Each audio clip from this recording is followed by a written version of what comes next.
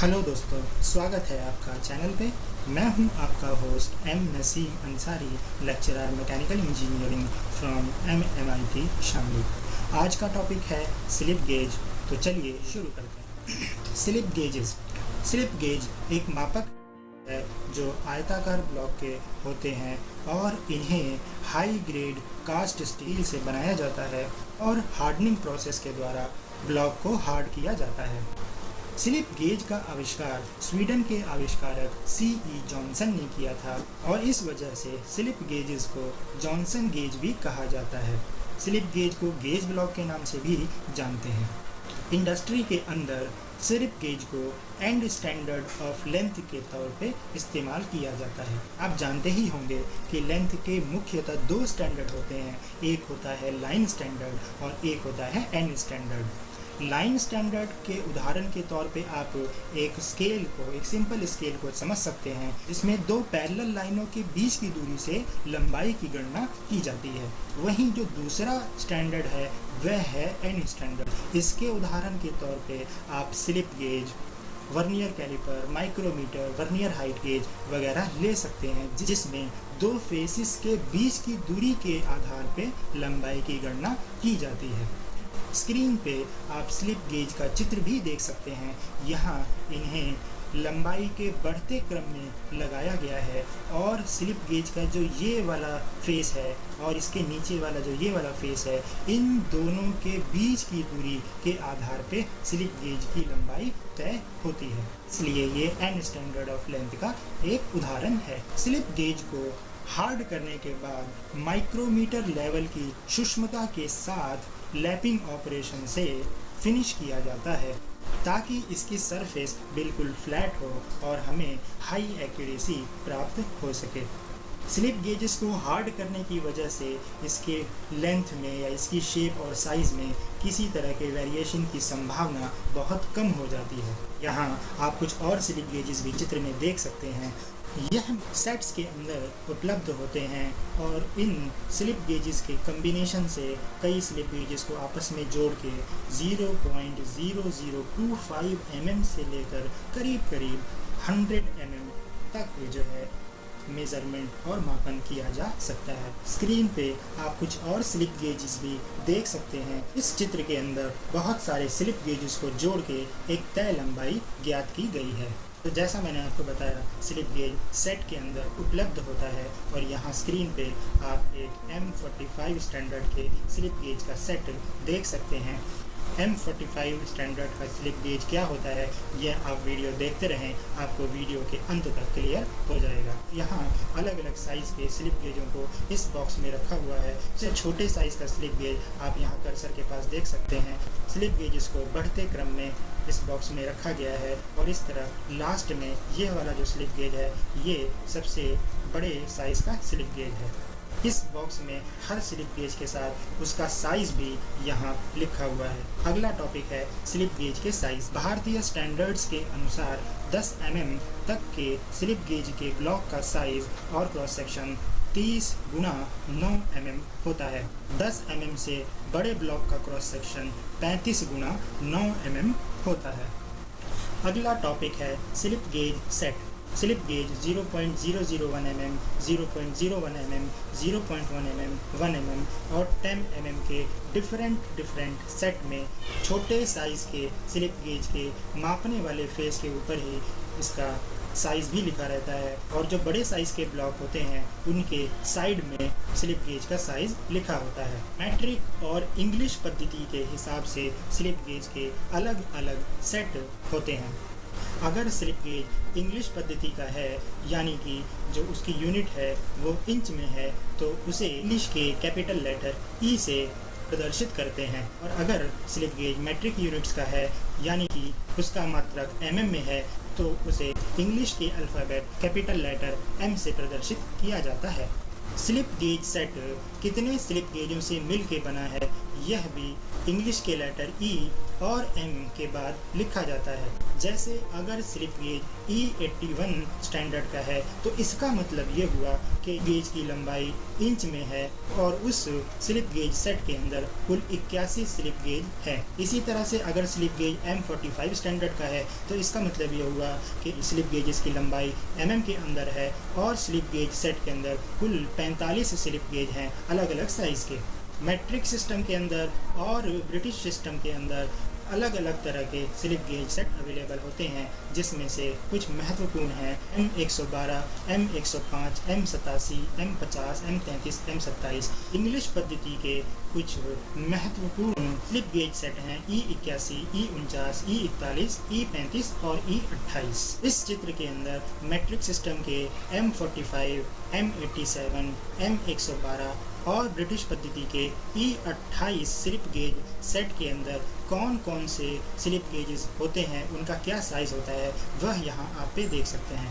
उदाहरण के तौर पे M45 वह काफ़ी ज़्यादा इस्तेमाल किया जाता है।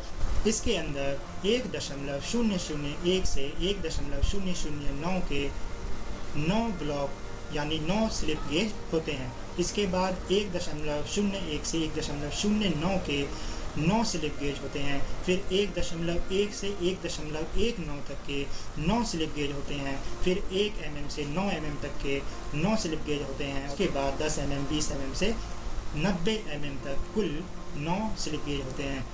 और इस तरह M45 स्लिप गेज सेट के अंदर 9 के 5 सेट होते हुए कुल 45 स्लिप गेज होते हैं। इसी तरह से अगर आप M87 स्लिप गेज का उदाहरण लेते हैं, इसके अंदर कुल मिला के 87 पीस होते हैं और यह सभी मैट्रिक सिस्टम यानी कि mm के अंदर होते हैं। इसी तरह यहाँ M112 सेट का भी एक उदाहरण दिया हुआ है। ब्रिटिश पद्धति, इंग्लिश पद्धति के अंदर E28 का भी यहाँ एक एग्जाम्पल देख सकते हैं। इसके अंदर सभी स्लिप गेज इंच के अंदर होते हैं और इसमें कुल मिला के 28 स्लिप गेज होते हैं, जो यहाँ आप चित्र में देख सकते हैं। थोड़ी देर पहले मैंने आपको स्लिप गेज सेट के बारे में बताया था। इसी स्लिप गेज का जो कि M45 स्टैंडर्ड का स्लिप गेज है, इसका ब्लॉक डायग्राम आप यहाँ स्क्रीन पे देख सकते हैं। जैसा कि अभी हमने डिस्कस किया कि M45 स्लिप गेज सेट के अंदर कुल 45 स्लिप गेज होते हैं और उनका साइज़ यहाँ टेबल में दिया हुआ है। जो सबसे छोटा स्लिप गेज है वह है 1 mm का, तो वह सबसे पहले रखा गया है और उसके बाद इन सभी 45 स्लिप गेजों को बढ़ते क्रम में इस बॉक्स में रखा गया है। सबसे जो बड़ा स्लिप गेज है वह 90 mm का है और उसे सबसे लास्ट में यहाँ रखा गया है। अगला टॉपिक है रिंगिंग विधि।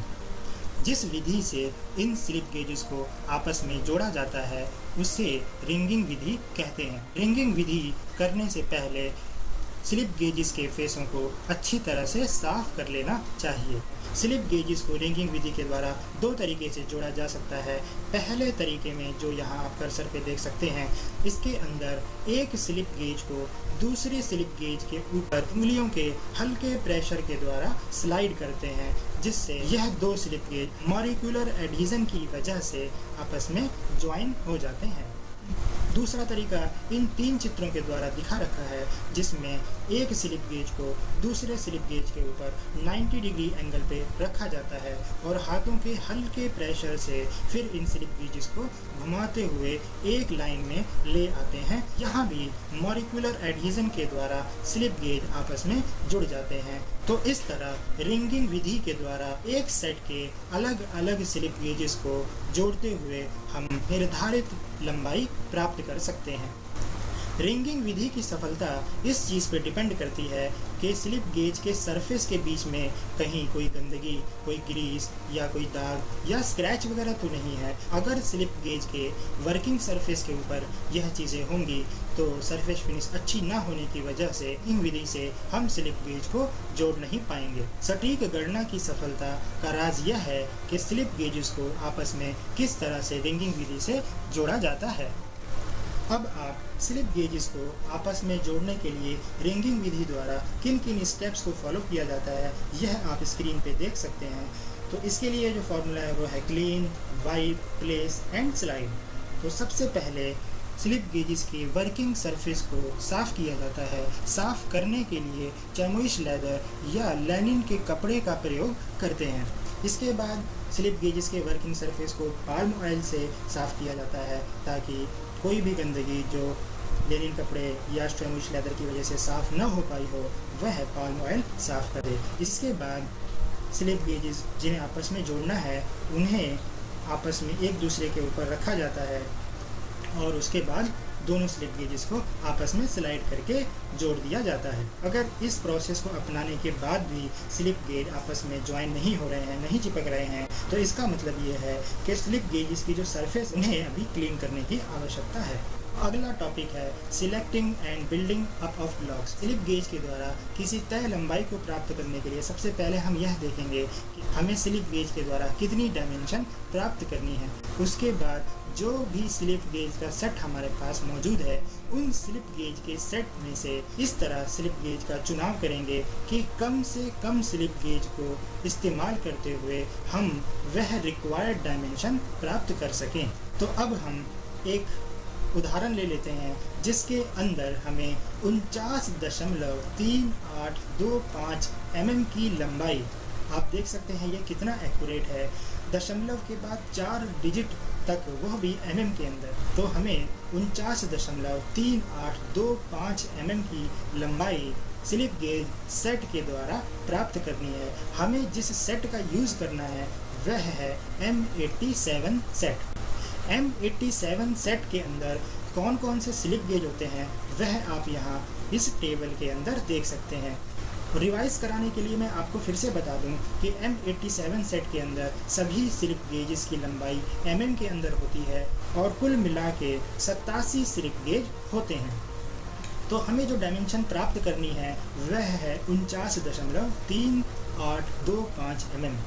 हम इस डायमेंशन को प्राप्त करने के लिए दशमलव के दाएं साइड में जो सबसे आखिरी अंक है उससे शुरू करते हैं। तो सबसे पहले हम पॉइंट के बाद चौथे अंक यानी कि जो ये 5 है इसे 0 करने का प्रयास करते हैं। इन स्लिप गेजेस के चुनाव करते हुए हमें यह भी देखना है कि हम कम से कम स्लिप गेजेस का चुनाव करें। जितने ज़्यादा स्लिप गेज होंगे एरर की संभावना उतनी ही ज़्यादा होगी। तो सबसे पहला जो स्लिप गेज हमने सिलेक्ट किया है वह है 1.0005 mm। यह स्लिप गेज आप M87 सेट के अंदर बिल्कुल आखिरी में देख सकते हैं। तो इस तरह इस स्लिप गेज को जो हमारी डायमेंशन है 49.3825 mm में से घटाने पर हमें प्राप्त होगा 48.382 mm। अब हमारे पास अंक है 48.382 mm। दशमलव के दाएं में आखिरी जो अंक है वो है 2। तो इसे 0 करने के लिए हम स्लिप गेज लेते हैं 1.002 mm का।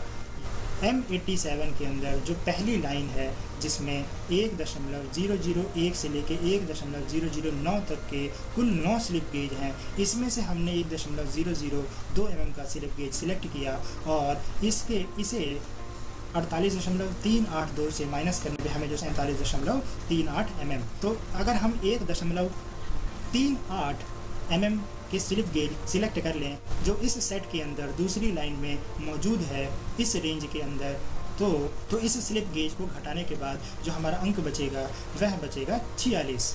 इसके बाद 0.5 से 9.5 mm के रेंज में से हम 6 की लंबाई वाला स्लिप गेज ले लेते हैं। 6 की लंबाई के स्लिप गेज को लेने के बाद 46 में से 6 घटाने पे 40 बच जाएगा और 40 के बाद 10 से लेके 90 के बीच में जो स्लिप गेज हैं जो 10-10 mm के स्टेप पे मौजूद हैं, इसमें से 40 mm वाला स्लिप गेज सिलेक्ट करने के बाद हमारे पास कुल जो डायमेंशन हो जाएगी वह कंप्लीट 49.3825 mm हो जाएगी। तो इस तरह M87 स्लिप गेज सेट का इस्तेमाल करते हुए 49.3825 mm की लंबाई को हमने 1.0005, 1.002, 1.38, 6 और 40 mm के इन 5 स्लिप गेजेस का इस्तेमाल करते हुए प्राप्त कर ली और इन्हें रिंगिंग प्रोसेस के द्वारा, रिंगिंग विधि के द्वारा आपस में जोड़ लिया।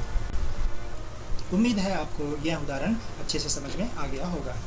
अगला टॉपिक है classification of slip gauge. Slip gauge को उनकी एक्यूरेसी के आधार पे 3 कैटेगरी में बांटा जाता है। पहली कैटेगरी है double A master slip gauge. इसके अंदर स्लिप गेजेस की जो एक्यूरेसी होती है वह ±2 माइक्रोन पर मीटर की होती है, यानी बहुत ही एक्यूरेट स्लिप गेज होते हैं। दूसरी कैटेगरी होती है a reference slip gauge. A reference slip gauge के अंदर हर एक स्लिप गेज की ±4 माइक्रोन पर मीटर की एक्यूरेसी होती है। इसके बाद जो आखिरी कैटेगरी का स्लिप गेज है बी वर्किंग स्लिप गेज, इसके अंदर ±8 माइक्रोन पर मीटर की एक्यूरेसी होती है। Grades of slip gauge. भारतीय स्टैंडर्ड्स के अनुसार स्लिप गेजेस की सूक्ष्मता के आधार पे इन्हें 5 ग्रेड में बांटा जा सकता है, जिसमें पहला है कैलिब्रेशन ग्रेड। कैलिब्रेशन ग्रेड को मास्टर गेज ब्लॉक भी कहते हैं, क्योंकि यह ब्लॉक सिर्फ और सिर्फ रिसर्च वर्क में, एक्सपेरिमेंटल वर्क में और इनके अलावा जितने भी अलग तरह के ग्रेड हैं उनके मापन में इस्तेमाल किया जाता है। इसके बाद जो दूसरी कैटेगरी है ग्रेड की वह है ग्रेड 00 और इसे इंस्पेक्शन गेज ब्लॉक भी कहते हैं।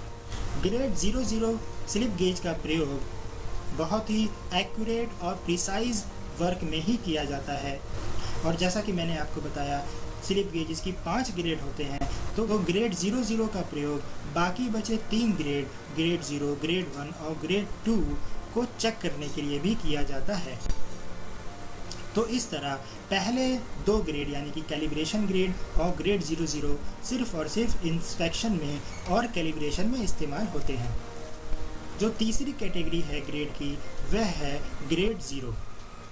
यह स्लिप गेज टूल रूम में और मशीन शॉप के इंस्पेक्शन में इस्तेमाल किया जाता है। चौथी कैटेगरी है ग्रेड 1।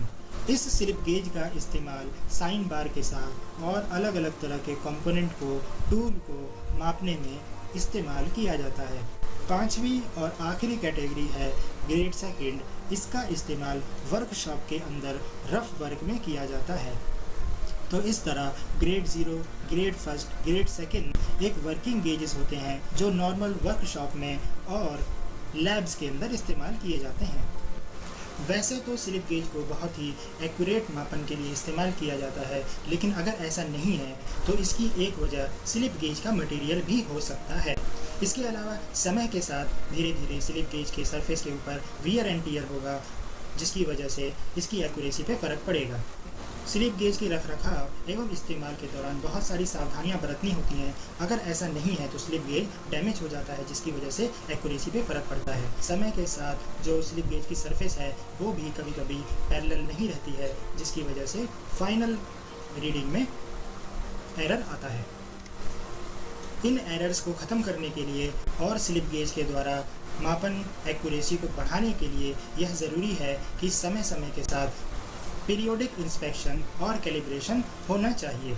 इसके साथ ही साथ हम यह भी डिस्कस कर चुके हैं कि किसी भी तय लंबाई को प्राप्त करने के लिए कम से कम स्लिप गेजेस को इस्तेमाल किया जाना चाहिए, जिसकी वजह से जो एक्यूमुलेटिव एरर होता है, जितने ज़्यादा स्लिप गेज होंगे यह एक्यूमुलेटिव एरर इतना ही ज़्यादा बढ़ता जाएगा। इस वजह से प्रयोग में लाने से पहले स्लिप गेज को चैमोइश लेदर से अच्छी तरह से साफ़ कर लेना चाहिए।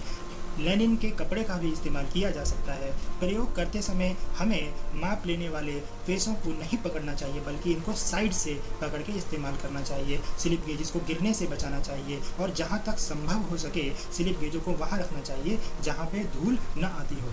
कार्य करने के बाद, कार्य खत्म होने के बाद इन्हें अच्छी तरह साफ करके इनके निजी बॉक्स में रख देना चाहिए। आखिरी टॉपिक है application of slip gauge. Slip gauge को vernier caliper, micrometer, slip gauge, vernier height gauge और इस तरह के जो अदर मापन यंत्र हैं उनकी एक्यूरेसी को चेक करने के लिए इस्तेमाल किया जाता है।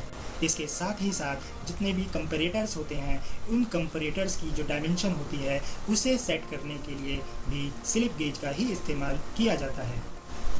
जिन जिन कार्यों में प्रिसाइज मेजरमेंट, सटीक मापन अति आवश्यक होता है वहाँ स्लिप गेज का इस्तेमाल किया जाता है। साइन बार एक ऐसा मापक यंत्र है जिसमें एंगल को मेज़र किया जाता है, एंगल को मापा जाता है, और यह साइन बार और स्लिप गेज को साथ इस्तेमाल करके ही किया जाता है।